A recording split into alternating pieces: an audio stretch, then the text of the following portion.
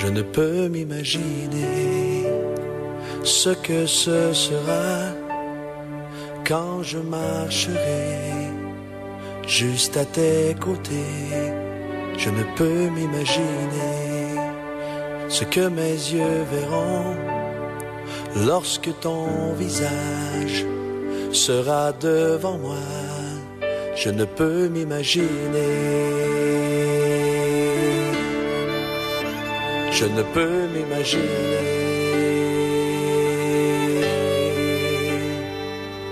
Entouré par ta grandeur, mon cœur va-t-il frémir? Danserai-je pour toi, mon Jésus? Serais-je saisi par la peur? Devant toi resterai-je debout? Vais-je tomber sur mes genoux? Chanterai-je Alléluia? Est-ce que je pourrais te parler? Je ne peux m'imaginer. Je ne peux m'imaginer. Je ne peux m'imaginer le jour où tu viendras pour me retrouver debout devant toi. Je ne peux m'imaginer quand tout ce que je ferai sera de t'adorer pour l'éternité. Je ne peux m'imaginer. Je ne peux m'imaginer. Entouré par ta grandeur, mon cœur va-t-il frémir? Danserai-je pour toi, mon Jésus? Serais-je saisi par la peur? Devant toi resterai-je debout? Vais-je tomber sur mes genoux? Chanterai-je Alléluia? Est-ce que je pourrais te parler?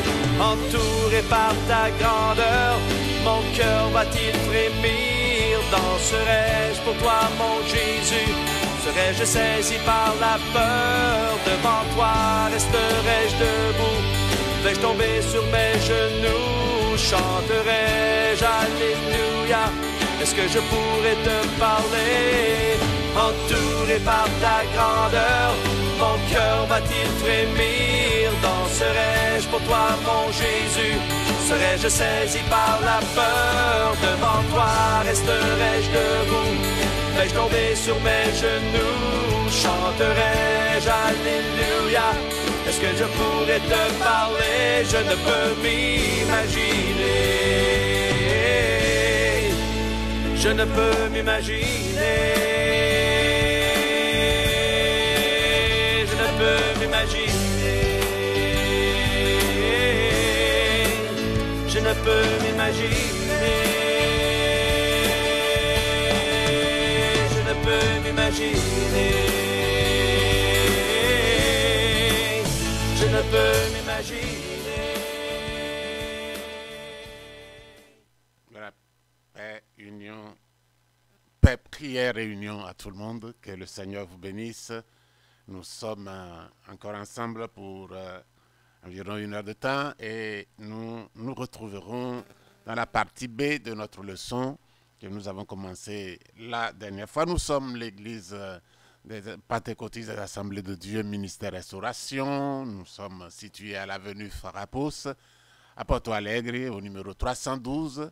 Et nous, en tant qu'entité chargée de cette émission, nous sommes le département d'appui aux étrangers de l'église des Assemblées de Dieu, ministère Restauration. Donc, comme je l'ai dit d'entrée de jeu, nous continuerons la partie B de la leçon numéro 21. Mais avant cela, nous allons remettre ces moments entre les mains de notre précieux Seigneur Jésus-Christ. Seigneur notre Père, nous te bénissons et nous te rendons toute la gloire. Merci d'avoir permis que nous soyons ici ce matin. Nous nous rendons totalement entre tes mains, sachant que c'est toi qui es tout pour nous. Et nous voulons, Seigneur, que ces moments, Seigneur, soient conduits par toi, car nous voulons et nous désirons que ces moments soient passés pour la seule gloire de ton nom. Saisis-les, Seigneur, notre Père, pour bénir ton nom, pour enseigner, pour rapprocher des gens de toi, tes enfants de toi, Seigneur, pour éduquer, corriger, enseigner, Seigneur, notre Père, afin que, Seigneur, nous soyons propres à toute bonne œuvre. Nous te donnons toute la gloire et toute la place maintenant, au nom de Jésus-Christ, notre bien-aimé Seigneur. Amen. Alors, la participation du croyant au salut par la grâce. Nous avons déjà défini cela. Et la part du croyant dans le salut par grâce, ce n'est vraiment pas une part, c'est insignificatif, mais c'est une part, c'est le oui aux œuvres que Dieu a préparées d'avance afin que nous les accomplissions. Et nous avons lu Luc chapitre 22, le verset 42, qui dit « Père, si tu voulais éloigner de moi cette coupe, toutefois que ma volonté ne se fasse pas, mais la tienne. » Alléluia. Donc, voilà ce que nous avons dit la dernière fois. Et je vous rappellerai rapidement ce que nous avons, la dernière partie de ce que nous avons commencé à apprendre la dernière fois. Et ici, nous avons parlé des facteurs qui peuvent nous empêcher de bénéficier des œuvres que Dieu a préparées d'avance pour que nous les pratiquions. Et nous empêchant ainsi, ces facteurs nous conduisent à recevoir la grâce de Dieu en vain. Donc, nous étions en train d'examiner ces facteurs qui peuvent nous empêcher de bénéficier de bénéficier des œuvres que Dieu a préparées d'avance afin que nous les pratiquions et du coup, nous pousser à recevoir la grâce de Dieu en vain. Donc, nous disions que la sensibilité, le manque de sensibilité est une cause. Le manque de sensibilité est une cause. Hein. L'origine de la sensibilité, hein, de notre sensibilité à Dieu vient du Saint-Esprit et cette sensibilité est cultivée par la communion avec Dieu. Donc, nous avons parlé du premier facteur qui est le manque de sensibilité. Et dans ce manque de sensibilité, il y a le risque d'écouter nos propres sentiments, hein, qui ne viennent pas de Dieu. Hein, et puis, qu'est-ce qui cause cela? C'est le manque de communion. C'est le manque du premier oui. Le premier oui que nous avons défini comme étant le oui qui nous permet de venir au pied de Jésus et de rester là en communion avec lui et se préparer et que c'est dans cette communion qu'il révèle les œuvres que nous devons faire. Et donc, nous avons parlé aussi de la différence entre la foi et l'expectative. Hein? L'expectative, c'est que nous attendons passivement quelque chose que nous pensons qu'elle va s'accomplir. Hein? Mais la foi est une certitude et non une simple attente. La foi, c'est quelque chose de vibrant, de vivant, hein? Et qui est une certitude dans notre cœur et non une attente simple des choses que nous croyons que les choses vont s'accomplir. La foi n'est pas une émotion. Hein? Il y a une fausse foi émotive que nous émettons. Hein? La foi, même sans la foi, il y a des gens qui peuvent agir, hein, comme s'ils avaient la foi. Mais cette foi n'est qu'une croyance et n'est pas véritablement une foi basée sur une promesse, hein, avec certitude. La vraie foi vient de la révélation. C'est pourquoi, encore une fois, nous disons que c'est le manque de communion avec Dieu qui est la cause du manque de sensibilité et la cause de cette foi émotive, de cette foi qui n'est pas la révélation. La vraie foi est une révélation. Elle se reçoit où? Elle se reçoit quand nous sommes en train de manifester le premier oui. Au pied du Seigneur, nous sommes en communion et nous restons là et cherchons les œuvres qu'il a préparées pour nous. Nous sommes dans sa présence et puis il manifeste les œuvres. Et ces œuvres sont communiquées avec certitude. Et ce qui fait naître dans notre cœur la certitude que ce que nous demandons, ce que nous recherchons, ce que nous attendons va inévitablement s'accomplir. La foi est la certitude, est une certitude des choses qu'on espère, une conviction des choses qu'on espère et une démonstration de celles qu'on ne voit pas. Quand on est dans la présence de Dieu, alors on reçoit cette foi qui vient de la révélation, non pas de l'émotion humaine, non pas de l'attente humaine simple, mais d'une révélation. Et quand elle revient et devient révélation, elle est une ferme assurance et on l'attend, on peut la démontrer. Nous avons parlé aussi le deuxième facteur, c'est la perte du temps de l'opportunité, c'est-à-dire l'opportunité vient et nous ne savons pas la saisir. Dieu manifeste l'œuvre, nous sommes dans la présence de Dieu et Dieu manifeste l'œuvre qu'il a préparée pour nous, pour que nous l'accomplissions. Il montre comment aller plus loin avec lui dans la vie de notre foi et nous manquons l'opportunité. L'opportunité, c'est un facteur qui peut nous faire empêcher d'entrer et de bénéficier des œuvres que Dieu a préparées d'avance pour nous afin que nous les accomplissions et ainsi faire que nous recevions la grâce de Dieu envers. Le deuxième facteur, c'est la perte du temps. L'attitude spirituelle pour mettre immédiatement en pratique l'impulsion de la grâce. Savoir discerner le temps pour ne pas recevoir en vain la grâce de Dieu. Quand Dieu manifeste l'œuvre, il faut saisir l'opportunité. Et si nous sommes dans une situation dans laquelle nous n'avons pas pu nous rendre compte qu'il y a une manifestation de l'œuvre, alors nous n'allons pas pouvoir saisir le temps, nous n'allons pas pouvoir le faire à temps. Et donc, nous laisserons l'opportunité passer.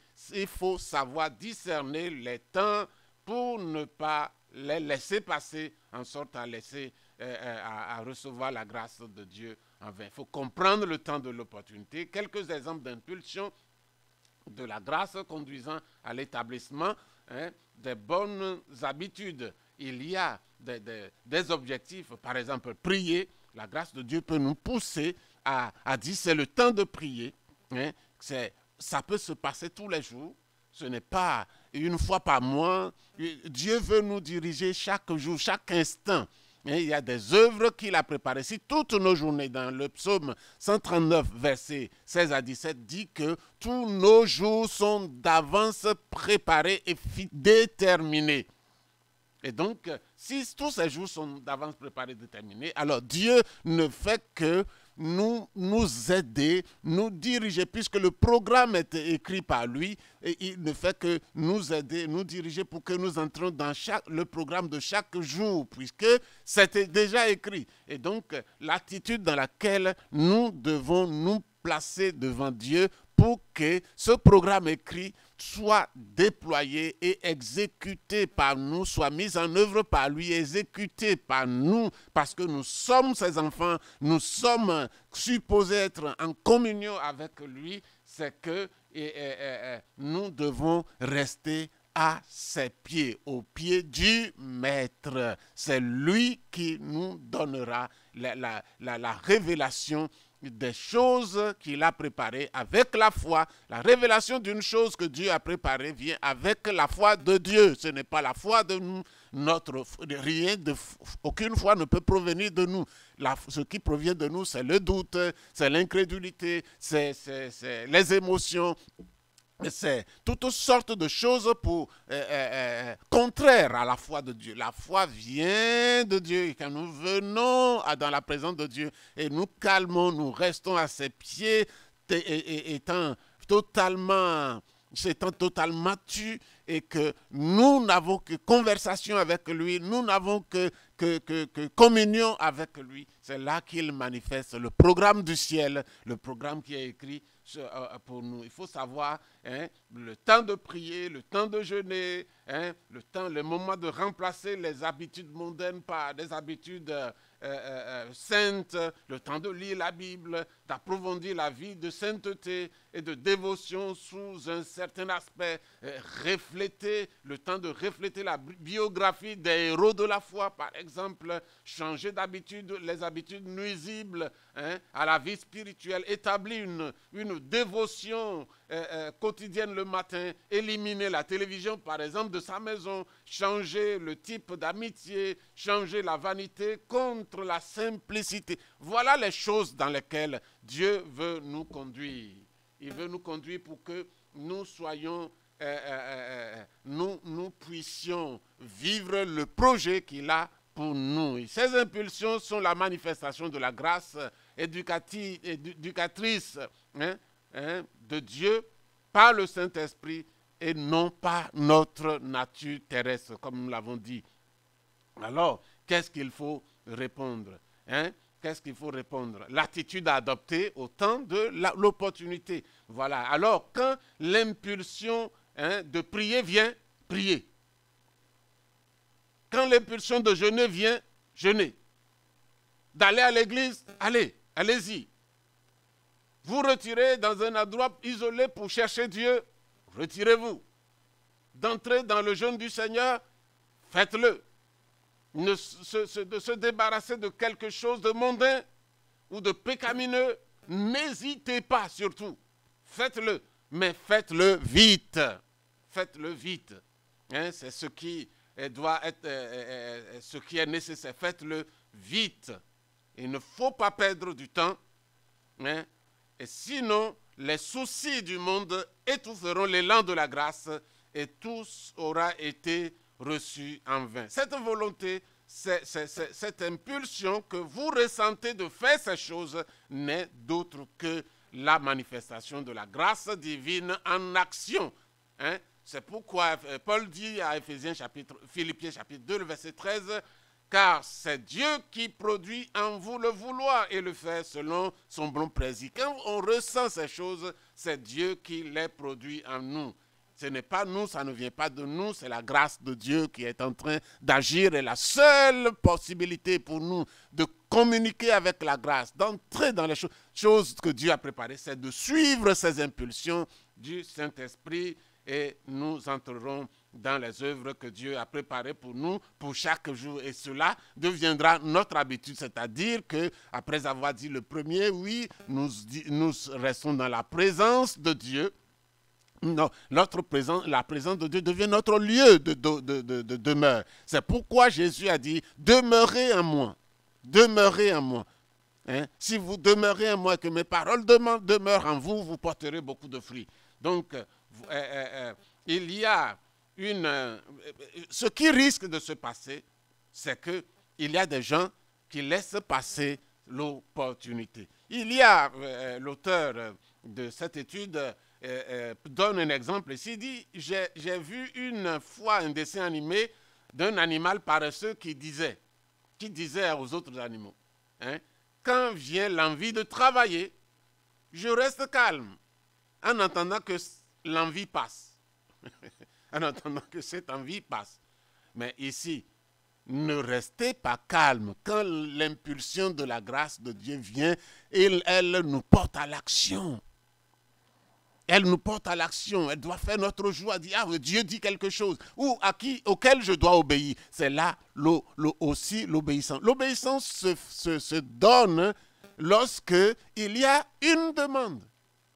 Une demande. La grâce nous manifeste une œuvre de Dieu. Alors nous nous levons et nous accomplissons sans tarder, sans perdre d'opportunité, sans perdre le temps pour accomplir cette révélation que nous avons reçue par la foi. Nous savons que ça vient de Dieu et nous allons de l'avant. Ne devenez pas calme, quand vous sentez l'impulsion de la grâce.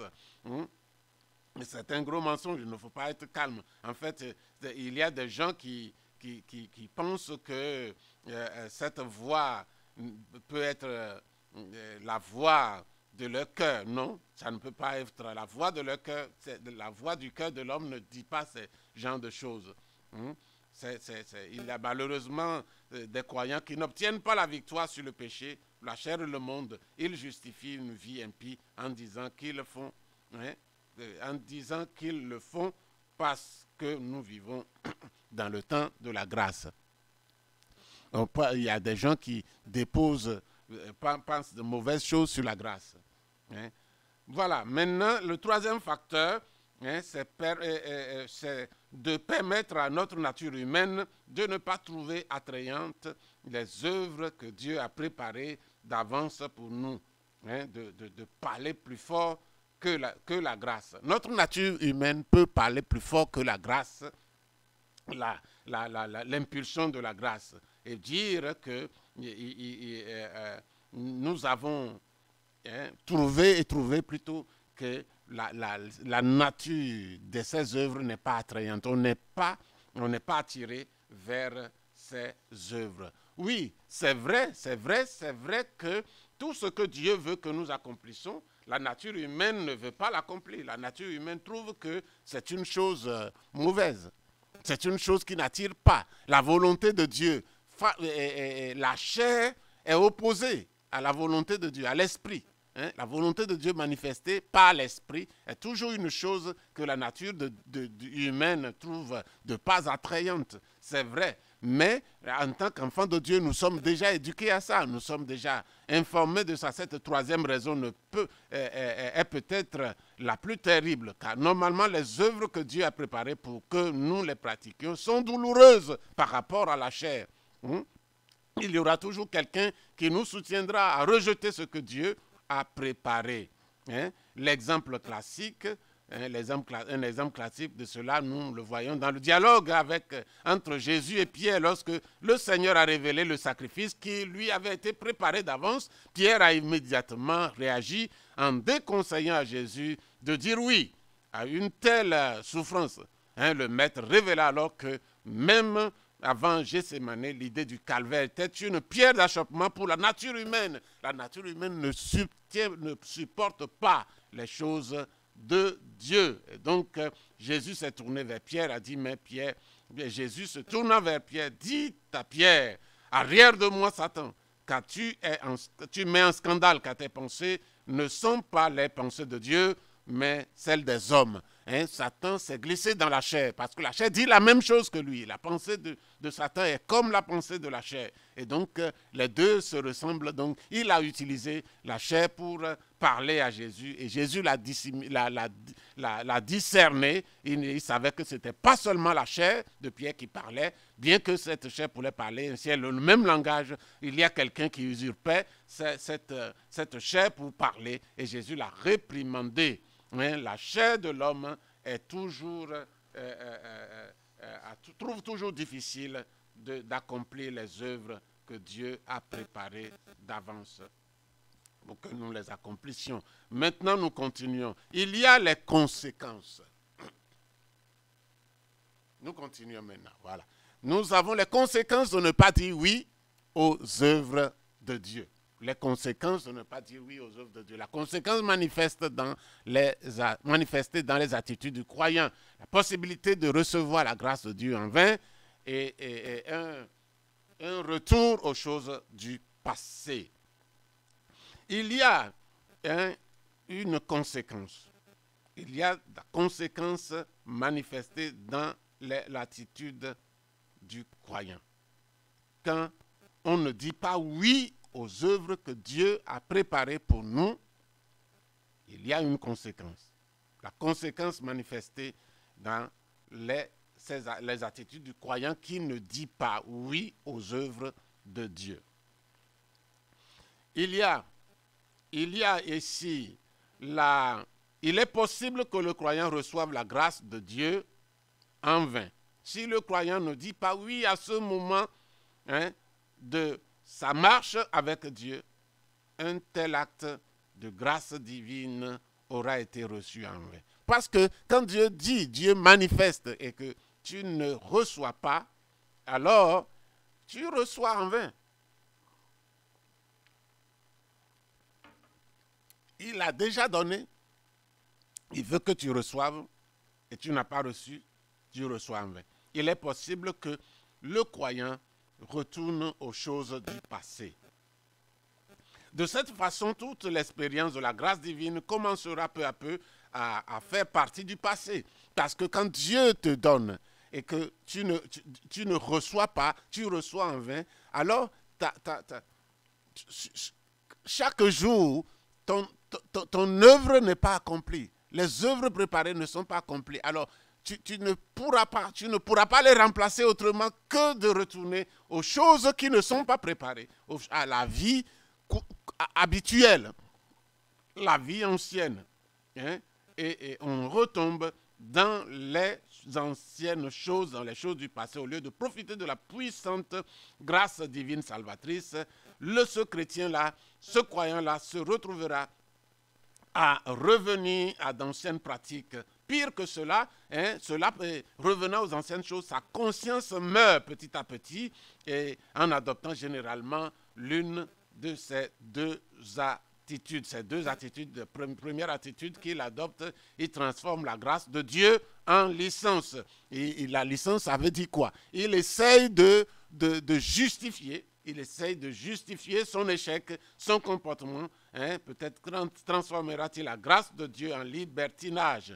Il commencera à vivre de manière relâchée, la considérant comme une justification du péché au lieu de la voir comme puissance divine pour ne pas pécher. Comment sera dit que nous avons la grâce, nous ne sommes plus appelés à faire ces choses, Dieu, Jésus les a accomplis pour nous, nous sommes rachetés, nous pouvons demander pardon à Dieu, si ma conscience ne me le reproche pas, si le Saint-Esprit ne me dit pas ça, et il y a beaucoup de justifications que le chrétien qui a laissé passer, qui retourne aux choses du passé, donne. Il transforme la grâce de Dieu en licence alors que la grâce de Dieu nous est donnée pour vivre dans la victoire et vivre de grâce, avancer avec Dieu de grâce en grâce, de sainteté en sainteté. Et elle nous montre la nature de Dieu. Au fur et à mesure que les jours passent, nous ressemblons au Seigneur. Il peut se produire pire si le croyant faillit de dire oui à la grâce de Dieu. Si le croyant ne se consacre pas, ne se consacre pas à dire oui aux œuvres suscitées par la grâce, il se trouvera non seulement pas seulement de dire non, il se trouvera non seulement à ne pas dire non, à ne pas dire oui, il ne manquera pas seulement de dire oui aux œuvres de Dieu, mais aussi il ne dira plus non à la terrible nature charnelle qu'il a. Alors il interrompt le processus de perfectionnement continu qui s'étendait jusqu'à la venue du Seigneur Jésus-Christ, bien qu'ayant commencé dans la grâce, il termine dans le légalisme.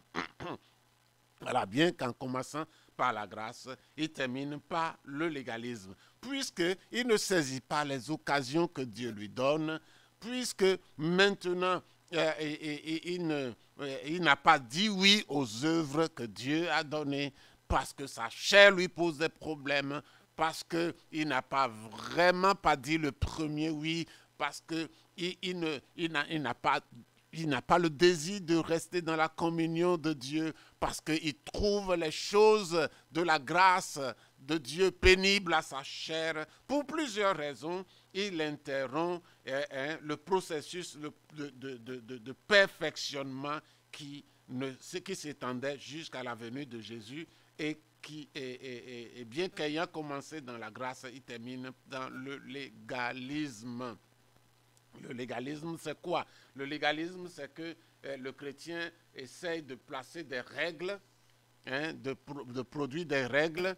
Le processus vital de la grâce peut s'interrompre si on manque de dire oui.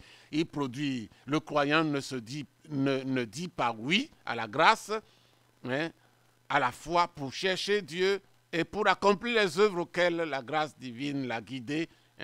Il peut interrompre ainsi le processus de perfectionnement continu qui s'étend jusqu'à la venue du Seigneur. Dans ce cas, il limitera probablement à une liste de sanctification. Voilà ce que je voudrais dire. Le chrétien légaliste, le légalisme, c'est celui qui a établi une liste.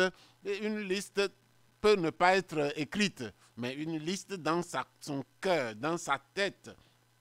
Vous dites, si je ne fais pas ça, si je ne fais pas ça, si je ne fais pas ça, ou bien si je fais ça qui plairait à Dieu, si je fais ça. Donc, il établit une liste de sanctification qui est à sa portée, ou qu'il a déjà accompli, même par grâce, en revenant au légalisme, car il comprendra qu'être saint, c'est juste accomplir cette petite liste critiquant ceux qui ne s'y conforment pas.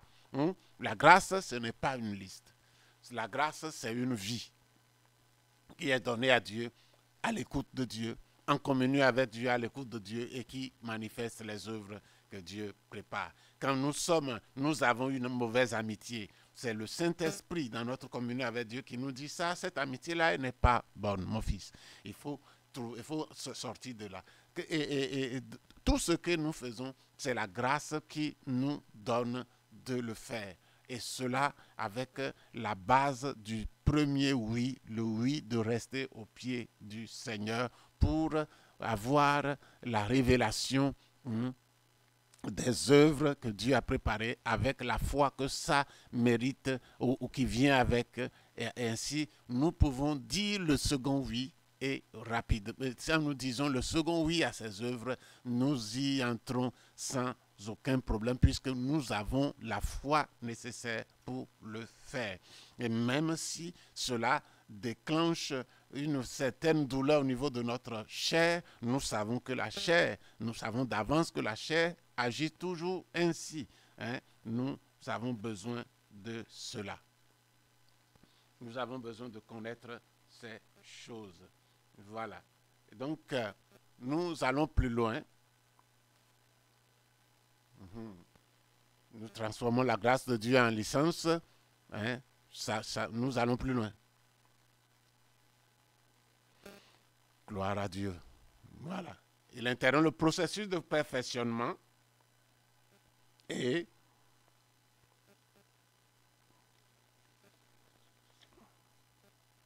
voilà. Nous sommes là, nous sommes ici et donc nous avons besoin de la grâce du début jusqu'à la fin de notre marche avec Dieu. Il n'y a pas un moment dans lequel nous pouvons dire que nous n'avons pas besoin de la grâce du Seigneur. Nous en avons besoin et nous serons toujours, notre vie doit toujours se développer au pied du Seigneur pour que nous soyons bien informés, étant donné que notre communion est bonne, excellente avec le Seigneur, nous verrons la manifestation de ces œuvres que Dieu a préparées avec la foi qui pourra les conduire, nous conduire à leur exécution.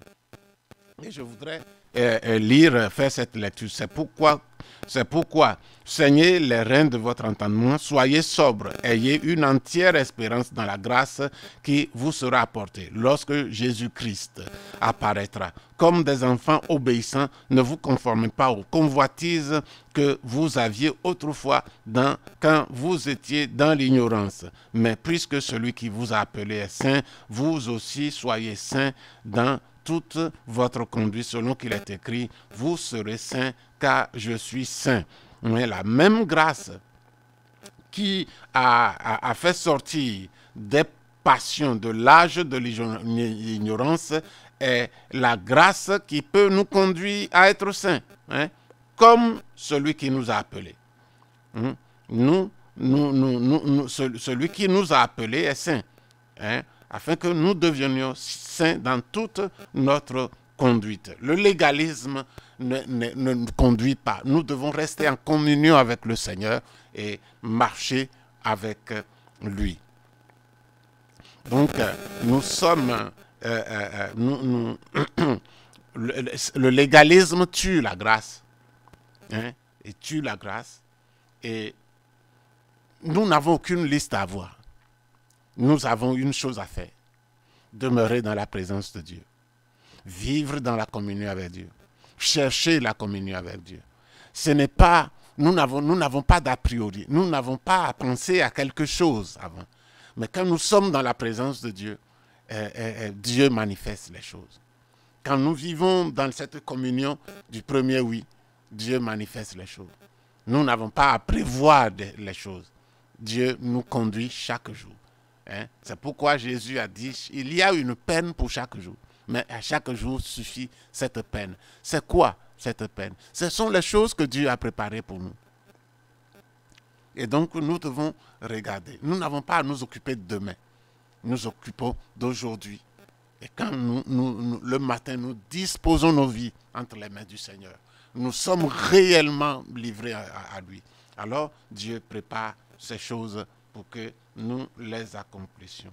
Donc, le légalisme tue la grâce. Et la liste des procédures ne servent à rien.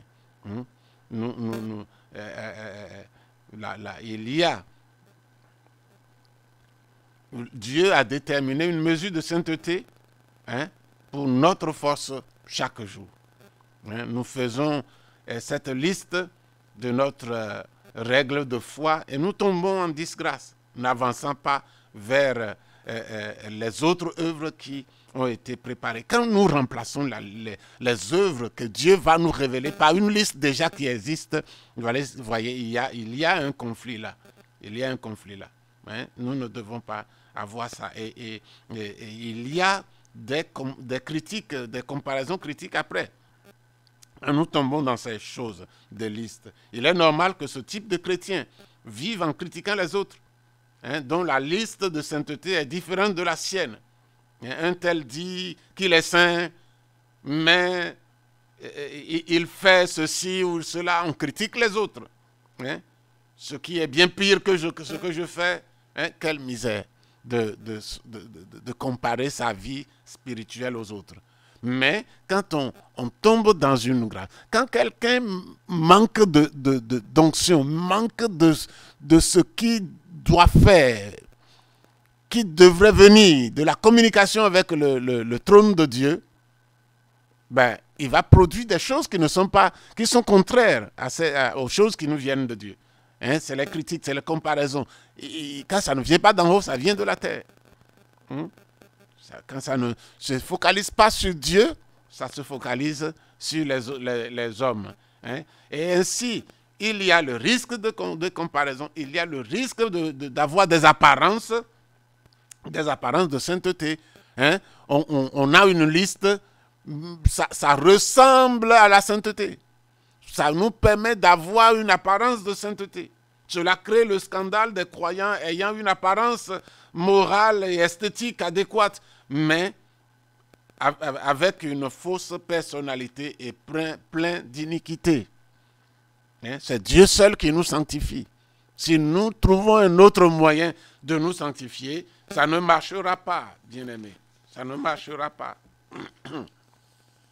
La Bible dit que car les hommes seront, dans 2 Timothée chapitre 3, le verset 2 à 5, car les hommes seront égoïstes, amis de l'argent, fanfarons, hautains, blasphémateurs, rebelles à leurs parents, ingrats, irréligieux, insensibles, déloyaux, calomniateurs, intempérants, cruels, ennemis des gens de bien, traîtres, emportés, enflés d'orgueil, aimant le plaisir plus que Dieu, ayant l'apparence de la piété, mais reniant ce qui en fait la force. Éloigne-toi de ces gens-là. L'apôtre Paul parle ici de tous les hommes, y compris les croyants, certains croyants qui auront l'apparence, qui aiment le plaisir plus que Dieu. Des temps dans l'église, ils aiment le plaisir plus que Dieu. Ils ont l'apparence de la piété, certains ont l'apparence de la piété, mais ils renient ce qui en fait la force. Ce qui est le cœur même de la piété, c'est la reine du péché. C'est l'amour de Dieu, c'est la reine du péché, c'est la communion avec Dieu. Mais ils renient ces choses. La reine de la chair. Hein? Ils renient ces choses. Mais ils se sont arrangés à avoir une extérieure de piété. De piété. Et Paul dit de s'éloigner de ces gens-là. Ainsi, commencer dans la grâce ne suffit pas. Nous devons poursuivre et croître dans la grâce. Alors, il y a une conséquence. La deuxième conséquence manifestée dans l'attitude du croyant dans l'attitude de Dieu envers le croyant qui rejette la grâce. La conséquence dans l'attitude de Dieu envers le croyant qui rejette la grâce. Voilà, il outrage l'Esprit Saint suite à la conception erronée de la grâce. Vous savez, quand vous concevez de manière erronée la grâce, oui, gloire à Dieu. Quand vous recevez de manière erronée la grâce, c'est dangereux. Et que vous cédez aux critiques ou bien vous cédez vous cédez à une vie, à une liste de sainteté, et que votre sainteté, votre vie chrétienne devient apparence. Les choses ne vous viennent plus de Dieu, la direction ne vous vient plus du Saint-Esprit, mais d'un certain légalisme, et que vous commencez à vous défendre sur certaines choses, vous attaquez sans le savoir la grâce divine, la révélation de la grâce. Vous attaquez la parole de Dieu et vous commencez une autre conception de la grâce. Et c'est là que vous commencez à outrager le Saint-Esprit, le Saint-Esprit, l'Esprit de la grâce. Et ici, l'auteur de l'Épître aux Hébreux nous met en garde.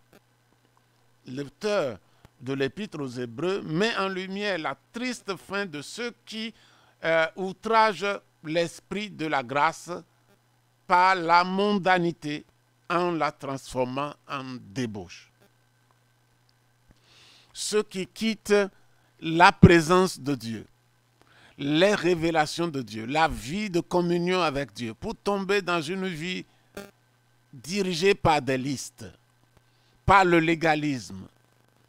Peut-être a-t-il laissé passer des occasions, mais ce qui est arrivé, c'est qu'il ne trouve plus du plaisir, il n'attend plus les révélations dans la présence de Dieu, dans la communion avec Dieu. Cette communion fait défaut et il ne reçoit plus et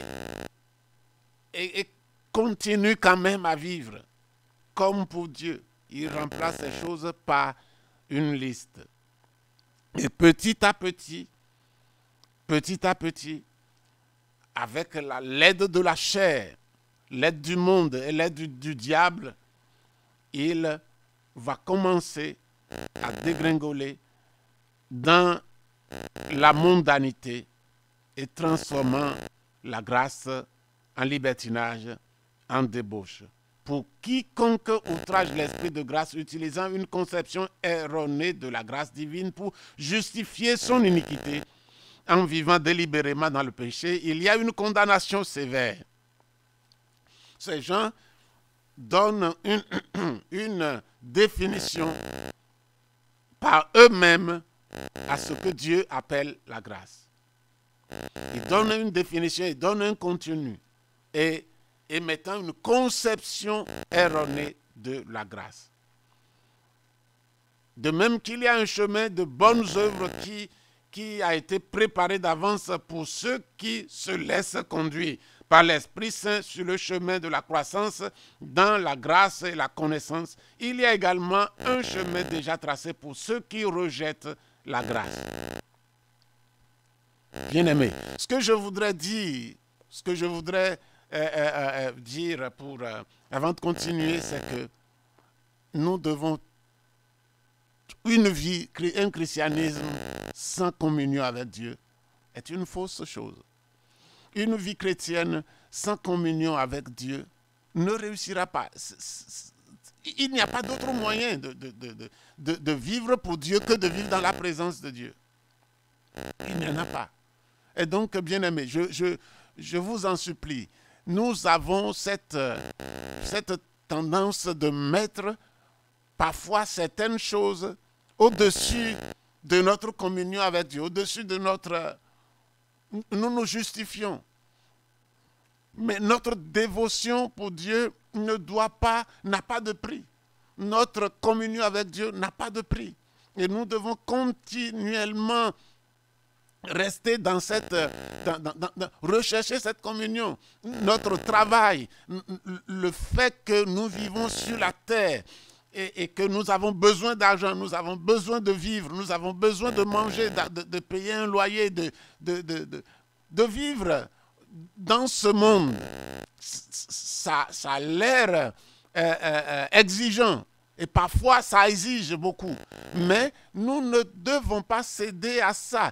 Le royaume de Dieu, si nous le comprenons, si nous comprenons que c'est pour l'éternité et que la terre c'est pour un temps, nous savons où se trouve notre valeur, la valeur la plus grande. Et nous savons comment nous comporter par rapport à cette valeur. Et vivre pour Dieu dans tout ce que chaque jour nous propose. Nous saurons mettre la priorité là où il faut la mettre. Donc, si nous ratons le chemin, qui est le chemin des bonnes œuvres que Dieu a préparé pour nous, qui ne se retrouve que dans la communion avec Dieu. Alors, si nous ratons ce chemin, il y a un autre. Il y a un autre qui a conçu. Il y a un autre pour ceux qui ont conçu un autre chemin, un autre moyen, autre que la communion et la réception du second oui de Dieu, de la révélation des œuvres préparées. Hein? Si nous ne recevons pas les œuvres, parce que nous ne sommes pas à la bonne place, et si cette place qui n'est pas la bonne est ce que nous avons choisi, c'est certain que nous allons commencer à changer les choses. Il y a des gens qui ne sont pas à leur place et qui se rendent compte et qui courent et reviennent et demandent pardon à Dieu et reprennent la communion. Ça devient un peu plus difficile, mais dans quelques instants, ça va s'installer de nouveau. Mais si nous continuons et que nous croyons que nous sommes dans la voie juste, c'est que nous avons laissé de côté la révélation de Dieu, la parole de Dieu. La doctrine est révélée. Et si nous prenons un autre chemin que la doctrine révélée, alors nous sommes déjà en train d'établir un autre chemin, d'une conception erronée de ce qu'est la grâce de Dieu. Et voici ce que Dieu dit à cela. Il dit dans Hébreux chapitre 10, le verset 26 à 38, il dit « Car si nous péchons volontairement, c'est ça, pécher volontairement. Après avoir reçu la connaissance de la vérité, il ne reste plus de sacrifice pour les péchés, mais une attente terrible du jugement et de l'ardeur d'un feu qui dévorera les rebelles. Celui qui a violé la loi de Moïse meurt sans miséricorde sur la déposition de 2 ou de 3 témoins, de quel pire châtiment pensez-vous que sera jugé digne celui qui aura foulé aux pieds le Fils de Dieu, qui aura tenu pour profane le sang de l'alliance par lequel il a été sanctifié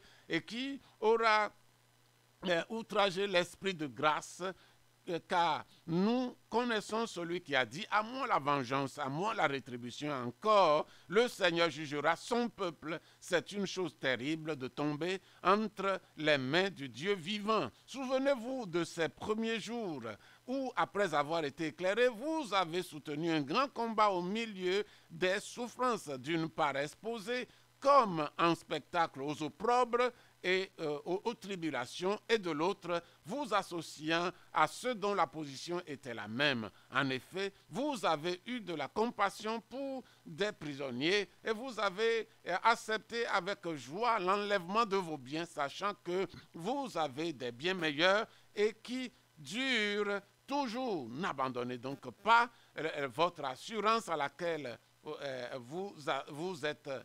à laquelle est attachée une grande rémunération, car vous avez besoin de persévérance afin qu'après avoir accompli la volonté de Dieu, vous obteniez ce qui vous est promis. Encore un peu de temps, celui qui doit venir viendra et il ne tardera pas, et mon juste vivra par la foi. Mais s'il se retire, mon âme ne prend pas plaisir en lui.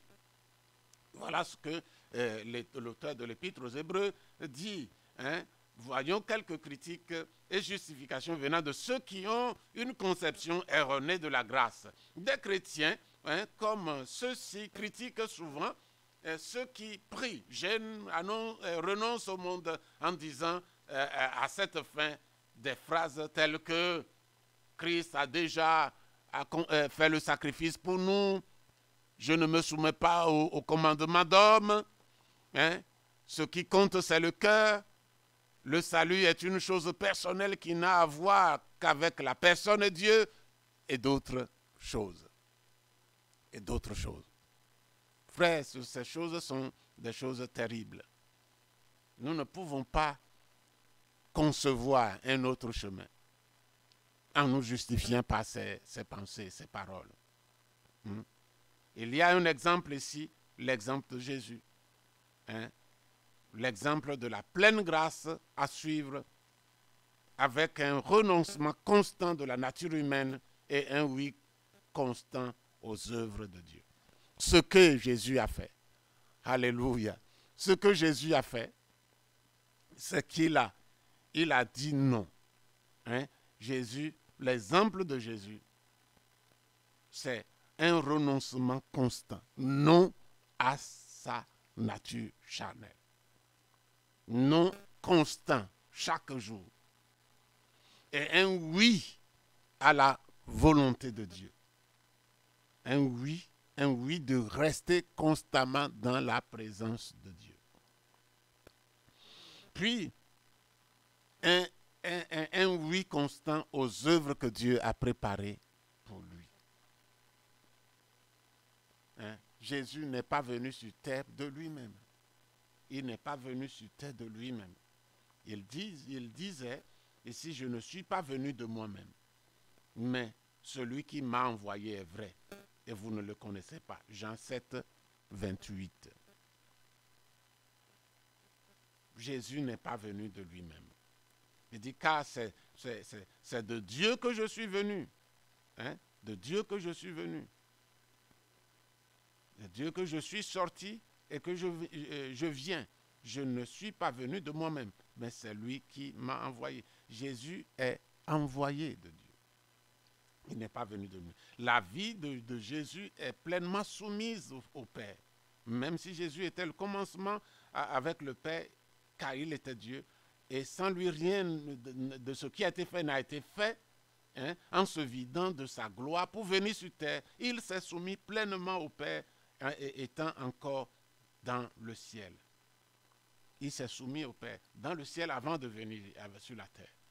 Après être devenu homme, il a dit oui et est resté, ce oui est resté en Jésus, cependant doublé du non constant qu'il a toujours donné à sa nature terrestre.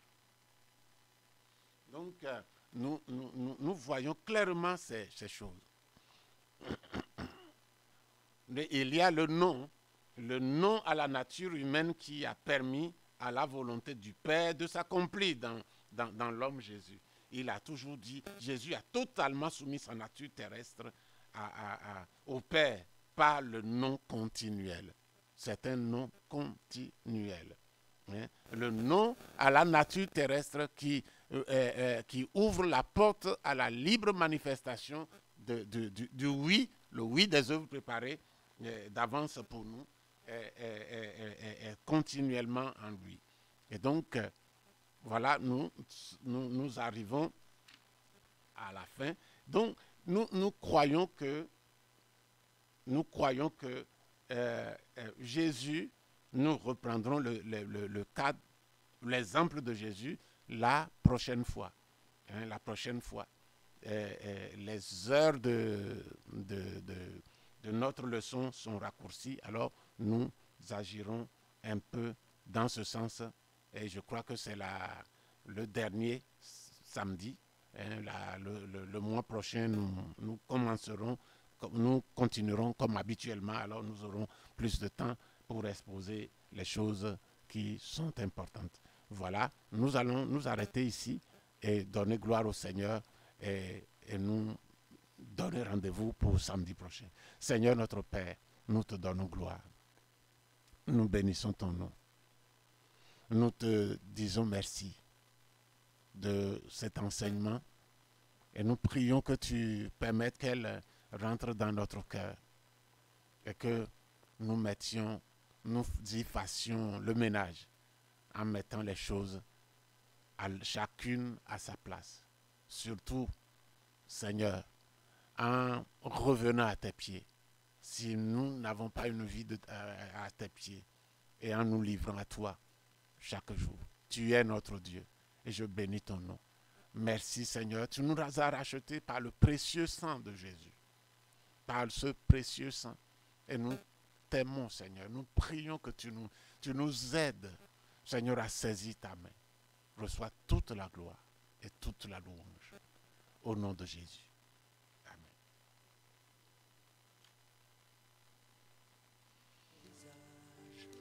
Sera devant moi, je ne peux m'imaginer, je ne peux m'imaginer.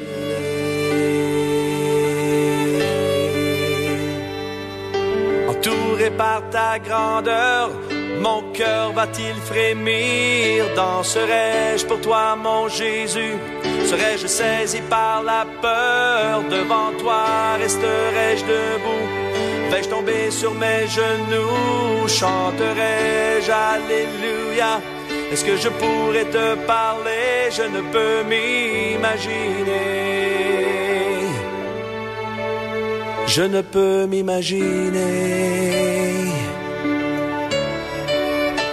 Je ne peux m'imaginer le jour où tu viendras pour me retrouver debout devant toi.